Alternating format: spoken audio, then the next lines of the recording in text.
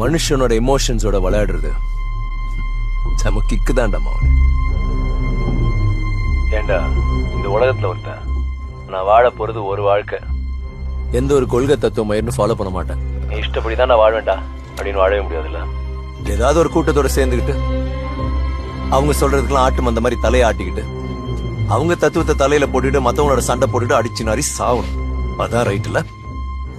டேய் நான் நிறைய தப்பு பண்ணிருக்கேன், ஒத்துக்கிறேன்.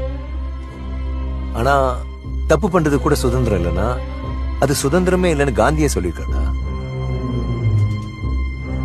கண்ணா, கொள்கை கோட்பாடு எதுவுமே இல்லாம வாழ்க்கையில அதிகமா அனுபவிச்சு ஆட்டமாடின நானும் ஒரு எக்ஸ்ட்ரீமிஸ்ட் தான். ஏதோ ஒரு கொள்கையும் கோட்பாட்டையும் அளவுக்கு அதிகமா மண்டையில ஏத்திக்கிட்டு அதை எதுக்குறவன ஈவரக்குமே இல்லாம நசுக்குற நீயும் ஒரு எக்ஸ்ட்ரீமிஸ்ட் தான்.